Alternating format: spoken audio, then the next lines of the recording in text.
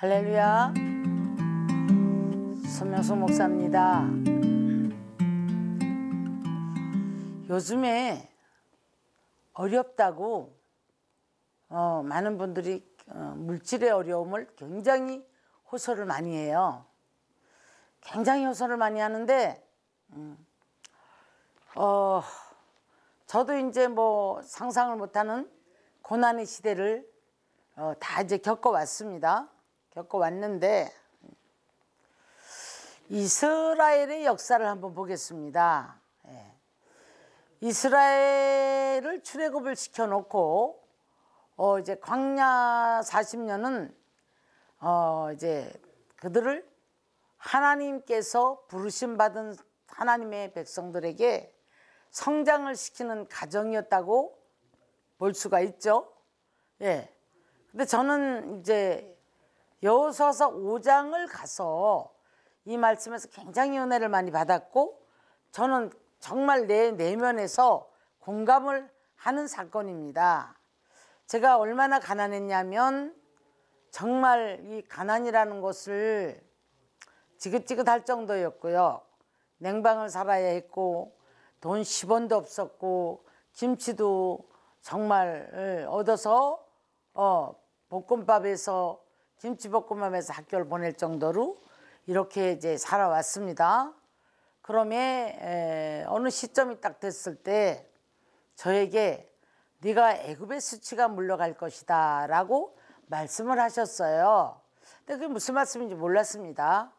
자, 그런데 여호수아서 5장을 가면 자, 이스라엘 백성들을 이제 요단강을 건너기 전에 시딤에서 일어나라고 그래요. 시딤에서 일어나서 요단강을 건너가고 이제 들어갔는데요. 거기서 할례산에서 할례를 하라고 합니다.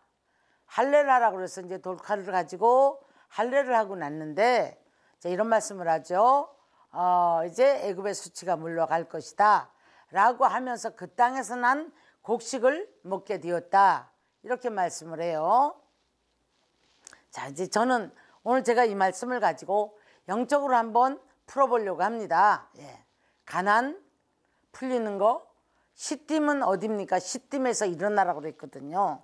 그래서 시딤에서 일어나서 이제 다들 요단을 건너고 이런 과정이에요. 시딤은 결국 전쟁의 골짜기예요. 하루도 편한 날이 없어요.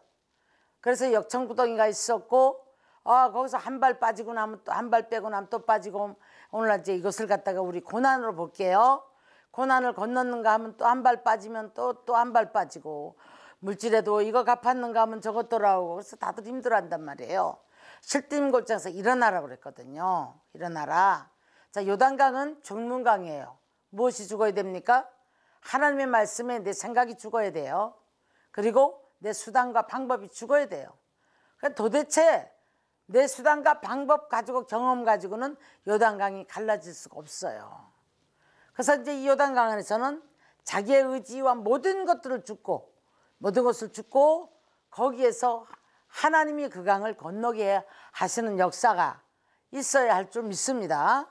자, 사람의 생각으로는 안 될 것 같아요. 근데 하나님이 하신단 말이죠.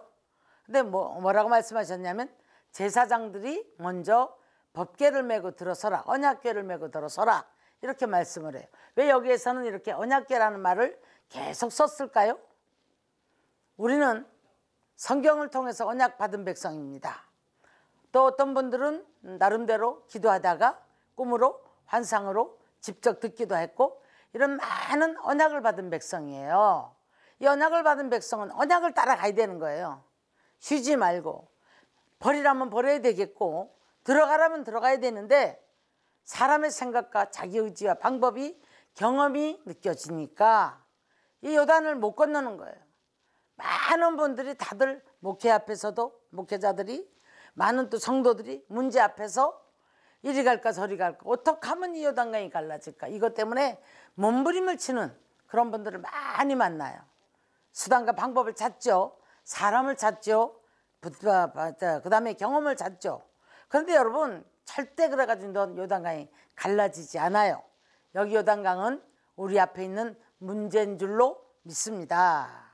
자, 요단강을 이제 제사장들이 발이 물에 닿자 요단강이 갈라집니다. 여기까지가 우리들의 믿음을 요구하시는 거예요. 다 내려놓고 죽으면 죽으리라는 믿음 가지고 갈 때, 이 말씀을 붙잡고 언약을 붙잡고 발을 딱 들어섰더니 요단강이 갈라졌거든요. 여러분의 문제는 어떤 문제가 있습니까? 자, 물질 문제도 있을 테고요. 사람 문제도 있을 테고요. 아무리 생각해도 이루어지지 않을 수밖에 없는 아주 큰 문제들, 이런 문제들을 가지고 애쓸 수도 있습니다. 그런데 여러분, 이 문제는 결론적으로 하나님의 언약을 붙잡고 이 강에 들어설 때 믿어야 되거든요. 내가 죽으면 죽으리라, 이런 자세 갖고 들어설 때 이 강이 갈라졌단 말이죠. 자, 여러분, 오늘도 이런 기적의 역사가 있기를 원합니다. 더 깊이 들어가 보면 아주 재미있는 일들이 많이 일어나요. 그래서 우리는 오늘 이 시간에도 요단강이 갈라져야 가나안에 들어가고, 가나안에 들어가면 이 안에서 많은 비밀들이, 하나님이 약속하셨던 비밀들이 풀어지거든요. 자, 뭐라고 약속을 하셨죠? 그동안에 젖과 꿀이 흐르는 땅으로 너희를 보낼 것이다. 자, 이렇게 말씀을 해요. 그래서 정탐꾼들을 민수기 14장 가서 보니까 갔다 왔는데 보니까 포도송이가 커서 둘러매고 왔다는 거죠.